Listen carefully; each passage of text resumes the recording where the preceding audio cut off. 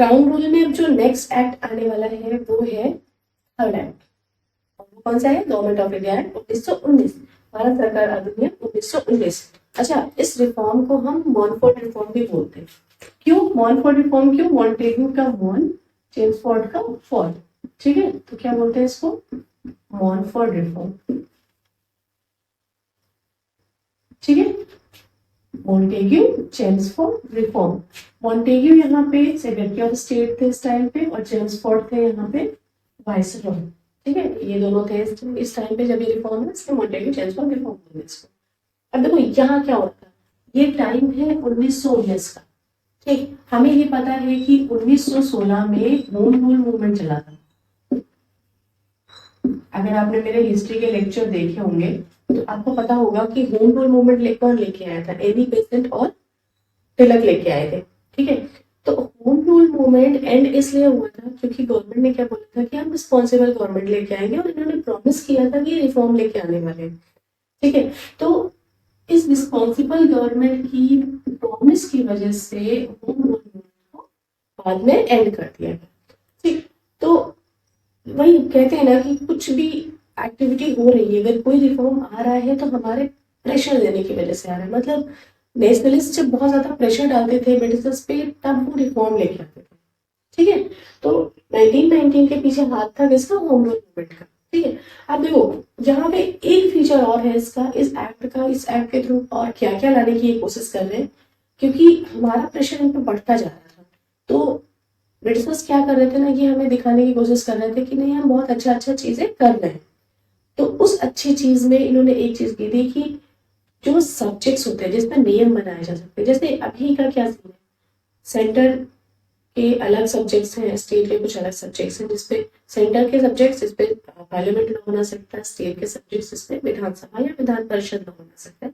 उसी तरह से उस टाइम पे भी वो सब्जेक्ट्स जिसपे सेंट्रल लॉ बना सकता है और वो सब्जेक्ट जिसपे स्टेट लॉ बना सकता है, दोनों को डिवाइड कर दिया गया, ठीक है, दोनों को अलग अलग कर दिया गया। तो पहला सेंट्रल सब्जेक्ट हो गया और दूसरा हो गया प्रोविंशियल सब्जेक्ट्स, ठीक। अब जो जिसपे स्टेट लॉ बना सकता था, प्रोविंशियल सब्जेक्ट्स, उनको फिर से इन्होंने दो कैटेगरी में बांट दिया। अब वो दो कैटेगरी क्या थी? तो पहली थी ट्रांसफर्ड सब्जेक्ट और दूसरी थी रिजर्व सब्जेक्ट की। अब ये जो काम इन्होंने किया ना, इसको बोलते हैं हम हायरार्की या फिर द्वैध शासन, ठीक है। अब ऐसा इन्होंने क्यों किया, क्या मतलब है इसका? देखो ट्रांसफर्ड और रिजर्व, देखो नाम से समझ में आ रहा है, रिजर्व रिजर्व कर लिया, ठीक। ब्रिटिशर्स ना ये हमें दिखाते थे कि हम स्टेट्स को पावर दे रहे हैं, बट कहीं ना इनकी मंशा कुछ और थी। ये अपने आप में ही पावर को रखना चाह रहे थे, सेंटर में इकट्ठी रखना चाह रहे थे, ठीक। तो इन्होंने क्या किया ना, जो स्टेट्स को सब्जेक्ट दिए कि आप इस पे लॉ बनाइए, उसमें भी थोड़ा सा सब्जेक्ट के कुछ सब्जेक्ट को चुरा लिया अपने पास चालाकी से। कैसे? देखो इन्होंने क्या किया, रिजर्व कर दिया इन सब्जेक्ट्स को।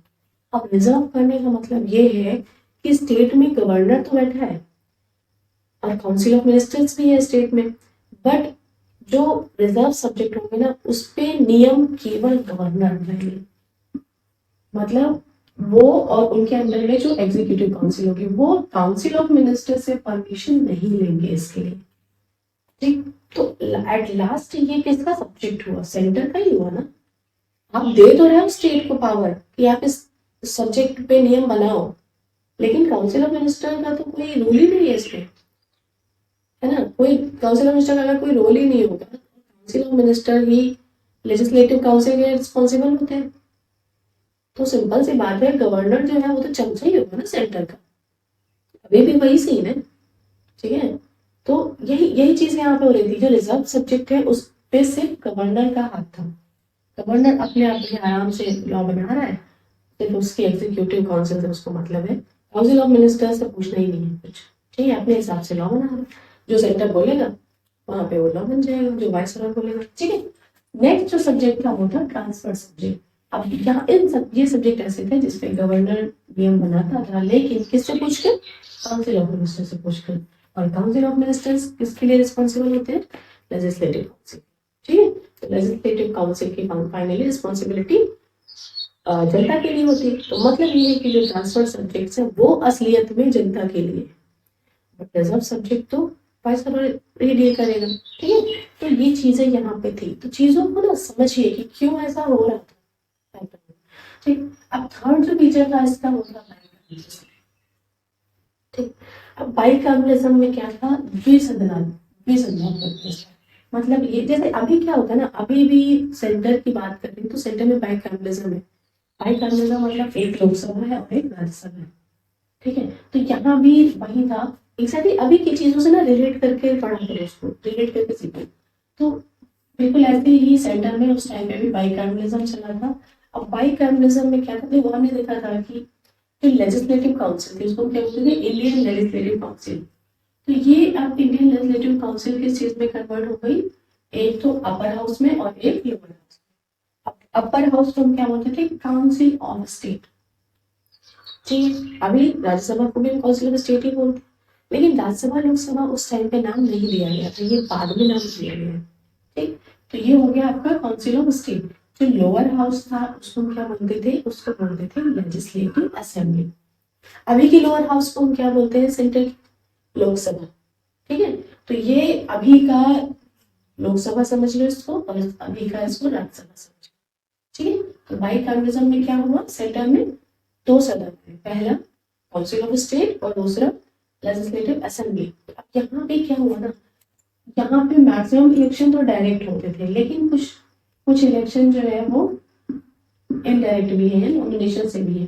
तो अब यहाँ पे क्या हुआ, डायरेक्ट इलेक्शन होंगे तो सिंपल सी बात है, हमें वोटिंग राइट्स भी तो देने पड़ेंगे ना। लोकसभा में अभी डायरेक्ट इलेक्शन होता है, तो ये तब की लोकसभा थी तो डायरेक्ट इलेक्शन करवाने पड़ेंगे, तो कुछ वोटिंग राइट भी तो दोगे ना, इलेक्शन कैसे कराओ। तो वोटिंग राइट ये कैसे ले रहे थे, देखो बहुत अच्छे नहीं थे बेटे कि सबको एक तरफ से 18 के ऊपर जो है उसको वोटिंग राइट देते, नहीं तब ऐसा था ही नहीं। तो लिमिटेड वोटिंग राइट दिया था। और किस बेस पे, इन्होंने बोला जिसके पास प्रॉपर्टी है, जो टैक्स पे करता है, जो एजुकेटेड है, उनके पास ही राइट्स है वोटिंग के। ठीक है, ये चीजें थी। नेक्स्ट जो इन्होंने किया था, इन्होंने सेंट्रल पब्लिक सर्विस कमीशन का गठन किया था। ठीक है, जो अभी जैसे बोलते हैं लोक सेवा आयोग, जो यूपीएससी की एग्जाम्स को कंडक्ट कराता है, तो वैसे ही था ये सेंट्रल पब्लिक सर्विस कमीशन। इस कमीशन का नाम क्या था, ली कमीशन। ठीक है, तो किस चीज के लिए रिस्पॉन्सिबल था, तो वो रिस्पॉन्सिबल था यूपीएससी एग्जाम्स कंडक्ट करने। ये 1926 में बन गया था। ठीक, अब नेक्स्ट जो मेजर था इस एक्ट का वो था बजट। हमने देखा कि 1892 में बजट आ गया था। ठीक, 1909 में बजट, हाँ 1892 में बजट डिस्कस होना स्टार्ट। ठीक है, अब यहाँ पे ये 1919 में क्या करेंगे, बजट को, क्योंकि देखो बाइकार्बलिज्म लेके आ रहे हैं, ठीक है, और ये सब्जेक्ट्स भी बांट दिए सेंटर और स्टेट के, तो ये बजट को भी ना सेंटर और स्टेट में बांट देंगे। तो ठीक है, अब जो नेक्स्ट टॉपिक है हमारा, नेक्स्ट इसका टीचर है वो है बजट। हमने देखा था कि 1892 में बजट डिस्कस करना स्टार्ट हो गया। ठीक है, तो ये अब क्या करेंगे ना, सेंट्रल और स्टेट के बजट को अलग अलग कर देंगे। जैसे अभी भी होता है ना कि पार्लियामेंट में अलग बजट पास हो रहा है, जैसे अभी भी होता है ना कि पार्लियामेंट में अलग बजट पास होता है, स्टेट में अलग बजट पास होता है, एग्जैक्टली वैसे ही था कि सेंटर में अलग बजट पास हो रहा था, प्रोविंसेस में अलग बजट पास हो रहा था। ठीक है, तो ये अलग अलग कर दिया इसको। नेक्स्ट इसका फीचर है वो है स्टैट्यूटरी कमीशन। अब ये क्या है, देखो ब्रिटिशर्स ने 1919 में एक प्रॉमिस किया कि 10 साल बाद, मतलब हम एक ऐसा स्टैट्यूटरी कमीशन अभी गठित करने वाले हैं, बनाने वाले हैं, जो 10 साल बाद अपनी रिपोर्ट लाएगा और वो ये बताएगा कि इंडिया में रूल्स कैसे होने चाहिए, इंडिया का कॉन्स्टिट्यूशन कैसे होना चाहिए। ठीक है, तो अब इन्होंने ये जो कमीशन बनाया ना, वो 7 मेंबर्स का था, 7 मेंबर्स थे इसमें। ठीक है, लेकिन उसको लीड कौन कर रहा था, साइमन। ओके, अब ये इसलिए ये क्या कहलाया, साइमन कमीशन। बट इंडिया में रूल्स कैसे होंगे, ये वो कमीशन बता रहा है जिसमें सारे के सारे मेंबर्स ब्रिटिशर्स हैं, कोई भी इंडियन नहीं है। इस कमीशन में कोई भी एक इंडियन नहीं था, तो इसका सबने विरोध किया। चाहे नेशनल कांग्रेस ले लो, चाहे मुस्लिम लीग ले लो, चाहे अम्बेडकर जी ले लो, सबने विरोध किया। ठीक है, क्योंकि ये अच्छी चीज नहीं थी। और इसी साइमन कमीशन में के विरोध में जब नारे लग रहे थे Simon go back, Simon go back, उसी टाइम पे लाठीचार्ज हुआ था और उसी की वजह से धीरे धीरे लाला लाजपत राय की डेथ हो गई थी, वो बीमार पड़ गए थे। ठीक है, तो ये चीजें हैं यहाँ से, तो रिलेट करके पढ़िएगा। ठीक है, ये सारा ना रिलेट कर रहा है, हर एक चीज, हर टीचर एक इवेंट से रिलेट कर रहा है, तो उसको रिलेट करके आप पढ़ेंगे ना तो आपके लिए आसानी होगी। ठीक है, चलिए, थैंक यू।